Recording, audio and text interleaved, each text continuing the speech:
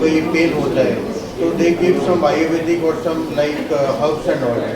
तो उसके बाद पेशेंट्स बोलते हैं कि हम तो ठीक हो गए, लेकिन कुछ महीने या साल के बाद इमिडिएटली उनको कार्डियक अरेस्ट होता है एंड दे कोलैप्स। तो how much competent they are, और वो कितना मतलब यूजेबल है फॉर द जनरल पब्लिक, और कितना ट्रस्ट कर सकती है इन लेन, बिकॉज वो तो सिंपल। वैसे होम्योपैथिक अपनी चिकित्सा में जानता है, आयुर्वेद अपनी में जानता है, योगा वाले अपने में जानते हैं। कोई भी चिकित्सा की पद्धति हो, यदि उसको आपने साइंटिफिकली विगरसली टेस्ट किया है, यदि आप कह रहे हो कि मेरे ये आयुर्वेदिक की दवाई खाने से आपकी हार्ट की डिजीज़ ठीक हो सकती है, तो हम भी वही करते हैं। हम कहते हैं हमारी दवाई से आपकी हार्ट डिजीज़ ठीक होती है, हम उसकी स्टडी करते हैं और स्टडी करके ये दिखाते हैं कि वाकई में क्या वो ठीक होती है कि नहीं, जिसको हम रेंडमाइज ट्रायल कहते हैं कि आधे पेशेंट को हमने प्लेसिबो दिया और आधे पेशेंट को दवाई दी, उसको फॉलो किया 1 साल, 5 साल, 10 साल,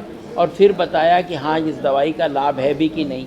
यदि वही आयुर्वेदिक दवाई को उन्होंने टेस्ट किया है साइंटिफिकली, तो हो सकता है वो भी इफ़ेक्टिव हो। जैसे ब्लड प्रेशर की जो दवाई है, पहले रिजर्पिन आती थी, वो रॉल्फिया थी, वो होम्योपैथिक में भी वही है। तो हर चीज़ की जो दवाइयाँ हैं वो भी तो किसी चीज़ से बनी हैं, वो हो सकता है आयुर्वेदिक रूप में हो, पर बस उसका साइंटिफिकली प्रूफ होना चाहिए। इसी तरह हम कह रहे हैं कि यदि आपको स्टेंटिंग बताई है या बाईपास बताया है या मेडिकल ट्रीटमेंट बताया है, तो उसका साइंटिफिक प्रूफ होना चाहिए। गाइडलाइन में ये लिखा होना चाहिए कि दिस इज़ इंडिकेटेड।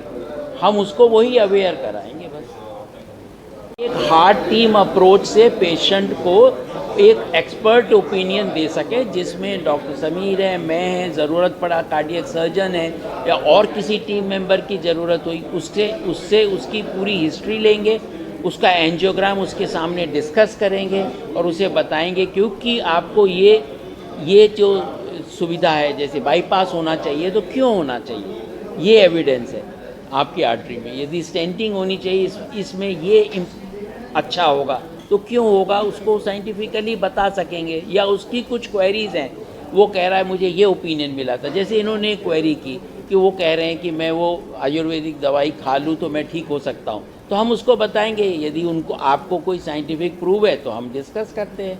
किसी भी विधि को हम ये नहीं कह रहे कि वो ख़राब है या अच्छी है, हम ये कह रहे हैं साइंस पे डिपेंड होना चाहिए, ना कि किसी ने जो कह दिया वही रामबाण हो। हमेशा से एक पेशेंट सेंट्रिक हॉस्पिटल रहा है और हमारे हमेशा से ये उद्देश्य रहा है कि हम जो हैं अपने मरीज़ों को latest, greatest and best treatment दे पाएँ। हमारे जो बेस्ट डॉक्टर्स भी लाएँ, डॉक्टर बहल ने हमारे साथ जुड़े हैं और भी काफ़ी सारी डॉक्टर जुड़े हैं। हमारे पास रोबोट आ गया है, हमारे हॉस्पिटल में रोबोटिक सर्जरी शुरू हो गई हैं। कैंसर का डिपार्टमेंट हमारा काफ़ी तेज़ी से अच्छा काम कर रहा है, काफ़ी मरीज़ों का भला कर रहा है। तो अस्पताल तो हमेशा पेशेंट के बेटरमेंट के लिए चल रहा है सर। और प्राइवेट हॉस्पिटल होते हुए भी हम आयुष्मान भारत की सुविधा दे रहे हैं। लोगों को मालूम है कि हार्ट डिजीज़ आज की तारीख में एक महामारी बन चुकी है और बहुत लोग इससे पीड़ित हैं।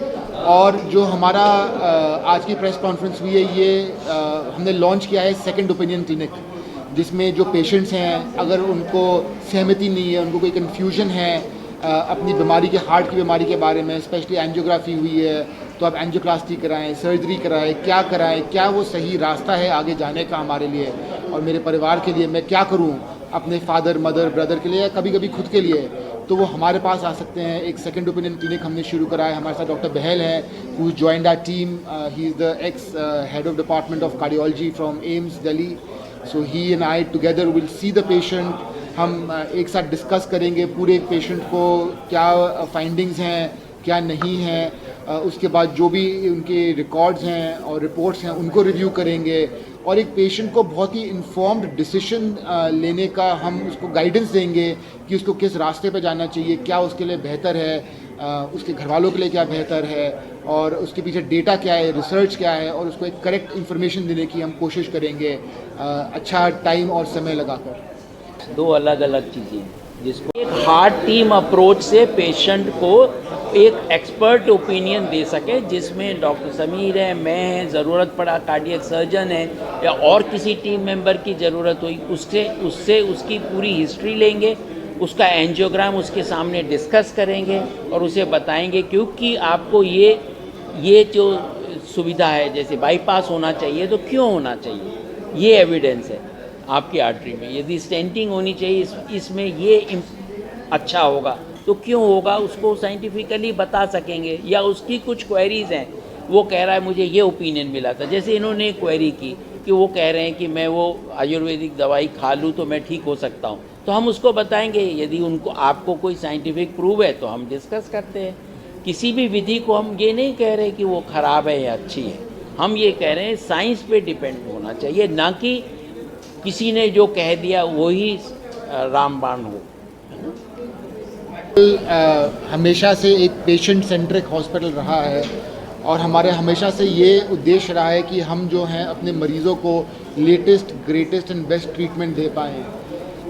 हमारे जो बेस्ट डॉक्टर्स भी लाएँ, डॉक्टर बहल ने हमारे साथ जुड़े हैं और भी काफ़ी सारी डॉक्टर जुड़े हैं। हमारे पास रोबोट आ गया है, हमारे हॉस्पिटल में रोबोटिक सर्जरी शुरू हो गई हैं। कैंसर का डिपार्टमेंट हमारा काफ़ी तेज़ी से अच्छा काम कर रहा है, काफ़ी मरीज़ों का भला कर रहा है। तो अस्पताल तो हमेशा पेशेंट के बेटरमेंट के लिए चल रहा है सर। प्राइवेट हॉस्पिटल होते हुए भी हम आयुष्मान भारत की सुविधा दे रहे हैं। बचपन से ही जो है क्रिकेट कंप्यूटर पे खेला जाने लगा है, भाषा हम इमोजी की बोलने लगे हैं, तो ये चेंज है। तो पेशेंट को कई बार कंफ्यूजन होता है शुरू से ही कि पहली चीज़ वो कब जांच कराए। यदि जांच हुई, उसने नॉन इन्वेसिव जांच कराई, मान लीजिए ट्रेडमिल जैसे एक्सरसाइज टेस्ट करते हैं, वो पॉजिटिव आया या नेगेटिव आया, तो अब आगे मैं क्या करूँ।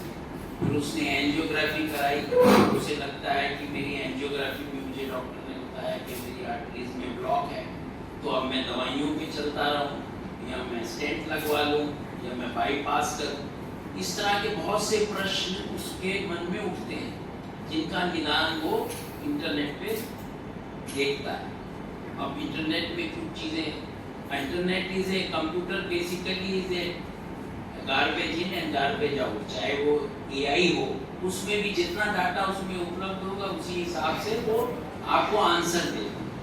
जबकि ह्यूमन इंटरेक्शन में वो बात नहीं आती है, हम अपने क्वेश्चन पूछ सकते हैं।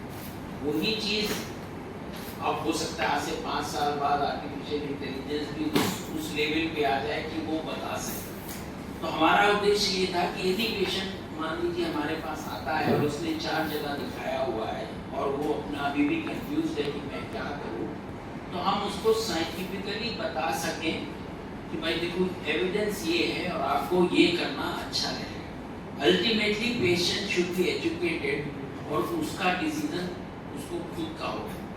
रीडर्स डाइजेस्ट एक जो मैगजीन है, उसमें एक सर्वे आया था जो लाइफ के सबसे कठिन जो मेडिकल डिसीजंस हैं वो आजकल पेशेंट को खुद लेने पड़ते हैं।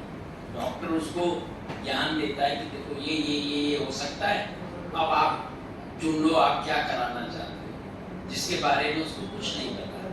तो हम चाहते हैं कि उस जो व्हाट्सएप यूनिवर्सिटी और एक बिजी कार्डियोलॉजी क्लिनिक में जब वो जाता है, जब उसके सारे क्वेश्चन आंसर नहीं हो पाते हैं, वो हम इस क्लिनिक के द्वारा उनको दे सकें। ये हमारा मेन उद्देश्य है। अगर अब जान पहचान नहीं हुई तो अब जान पहचान हो जाएगी, रिश्ता बन जाएगा। तो जैसे कि आप लोगों को मालूम है, we at Metro hospital have always been at the forefront of cardiac care. हमारे जो हॉस्पिटल के चेयरमैन हैं वो भी कार्डियोलॉजिस्ट हैं, इंटरनेशनल कार्डियोलॉजिस्ट हैं। और कार्डियक साइंस की दुनिया में ऐसी कोई चीज़ नहीं होगी जो हम हमारे हॉस्पिटल में रूटीनली ना करते हों और कहीं और। और आप सबको मालूम है कि आज की तारीख में जो हार्ट की बीमारियां हैं वो एकदम महामारी बन चुकी हैं। मतलब young people, old people, middle age people, women, men, everyone gets affected by heart disease. Right? किसी को बीपी की प्रॉब्लम, किसी को कोलेस्ट्रॉल की प्रॉब्लम, किसी को हार्ट अटैक, किसी को कोई और problem. So heart disease has become very, very, very common in India as it is in the rest of the world. In fact, अभी पिछले हफ्ते एक स्टडी आई थी जिसने बताया था that 30% of all deaths in India are because of heart disease. 1 in 3. यानी कि अगर हम यहाँ 25 लोग बैठे हैं तो 8 की मौत हार्ट डिजीज से होगी.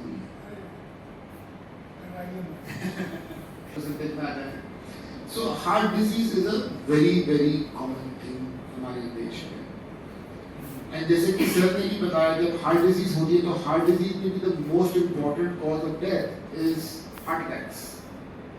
और जब हार्ट अटैक होता है तो आदमी जो आज की तारीख में जो स्टैंडर्ड ट्रीटमेंट होता है इसका वो होता है एंजियोग्राफी, जिसमें जाके नसों को देखते हैं, ब्लॉकेजेस को देखते हैं और फिर डिसाइड करते हैं कि इसका दवाइयों से इलाज होना है, स्टेंट से इलाज होना है या इसको बाईपास सर्जरी की जरूरत है. ये 3 ऑप्शन नॉर्मली सामने आते हैं. और जो पेशेंट होता है आज की तारीख में वो बड़ा कंफ्यूज हो जाता है क्योंकि वो कहीं सुने बातें कुछ होती हैं, कभी उसको डॉक्टर पे पूरा नहीं होता, कभी उसको हॉस्पिटल पे एक्सपीरियंस अच्छा नहीं होता, तो he gets very confused patient कि यार ये जो कह रहे हैं क्या मैं वो कराऊं, मैं किस रास्ते में आगे जाऊं, क्या सही है, क्या सर्जरी का क्या ऑप्शन है, क्या एंजियोप्लास्टी करनी चाहिए, क्या करना चाहिए. वो तो एक पहलू हो गया. दूसरा पहलू ये कि कभी कभी अन्य और बीमारियां भी होती हैं अपार्ट फ्रॉम हार्ट अटैक जो हार्ट को पेशेंट को अफेक्ट कर सकती है. हाइपरट्रोफिक कार्डियोमायोपैथी हो गई, सार्कोइडोसिस हो गई, दुनिया भर की और बीमारियां भी होती हैं जो काफ़ी सीरियस बीमारियां होती हैं और जो पेशेंट भी बड़ा कंफ्यूज होता है कि क्या मेरा इलाज सही हो रहा है नहीं हो रहा. And it's always good to get a second opinion. हो सकता है कि हम लोग उसकी बात को रीअफर्म करें या काउंटर आर्गुमेंट दें, लेकिन कम से कम पेशेंट जो है थोड़ा सेटिस्फाई हो जाता है, फैमिली सेटिस्फाई हो जाती है क्योंकि मन की संतुष्टि से बिना कि इससे बड़ा कुछ नहीं होता दुनिया में. ये तो हम सब मानते हैं कि मन की संतुष्टि के बिना इससे बड़ा कुछ नहीं होता. So the goal of this clinic, like I was talking to Dr. Behel. Dr. Behel joined us about 1.5 months ago. तो हम दोनों अपनी बातों में यही कह रहे थे कि इतने पेशेंट आते हैं हमारे पास सेकंड ओपिनियन के लिए कि डॉक्टर साहब आप जरा बताइए क्या करना चाहिए हमें, ये दवाई ठीक है नहीं ठीक होनी चाहिए. So we said how can we help these patients. ये जो पेशेंट्स हैं इतने सारे पेशेंट्स हैं जो बेचारा पेशेंट और उसके घर वाले इतने परेशान होते हैं कि क्या है वो सही रास्ता. तो प्रश्न उठता है कि क्या हम उनको मिलकर एक सही रास्ता दिखा सकते हैं. तब हमने ये सेकंड ओपिनियन क्लिनिक का डिस्कशन करा और हमने सेकंड ओपिनियन क्लिनिक का आप सबकी कृपा से आप सबके सहयोग से लॉन्च कर रहे हैं. और उम्मीद है कि जो जो जो जो लोग हैं, जो पेशेंट्स हैं, उनकी फैमिलीज हैं, पेशेंट की नॉर्मली पेशेंट्स की एक और बड़ी कंप्लेंट होती है कि आप आते हैं कि हम डॉक्टर के पास गए 5 मिनट रुके और पेशेंट हम बाहर आ गए. वो उसने हमारी बात ही नहीं सुनी, हमें एक्सप्रेस करने का मौका ही नहीं मिला. तो इस पे हमने इस क्लिनिक को जिस तरह से डिज़ाइन करा है कि हम हाफ एन आवर और 20 minutes to 30 minutes detail history दी जाएगी हमारी टीम से. उसके बाद हम सारे डेटा को रिव्यू करेंगे after extensive history taking. And Dr. Behel and I will sit together, come up with a solid conclusion as to what is the right way forward for that patient. So we both will share a combined experience in this clinic and talk to the patient and discuss all the options. उसके साथ एक साथ मिलकर उसको हमें आगे का रास्ता दिखा पाए जिससे पेशेंट को थोड़ी सेटिस्फैक्शन मिले और पेशेंट को एक अलग तरह की ओपिनियन मिले और आगे का रास्ते में उसकी थोड़ी हेल्प हो. सो दैट इज कि अगर आपको अपने हार्ट के अंदर की ब्लॉकेजेस को देखना है तो जो जो लैडर होती है उसमें एंजियोग्राफी आज की तारीख में भी सबसे ऊपर है.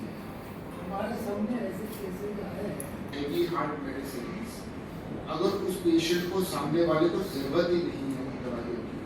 अब काफ़ी बारी हार्ट हेल्दी होता है, अगर आपको बीपी है, आपको कोलेस्ट्रॉल है, हो सकता है कि उसने हार्ट को इफेक्ट नहीं करा, लेकिन वो इफेक्ट नहीं करा उससे पहले ही हमें उसको रोकना है. तो आपकी बीपी और कोलेस्ट्रॉल की दवाइयाँ चल सकती हैं या डायबिटीज़ की दवाइयाँ चल सकती हैं. आपने जो शुरू किया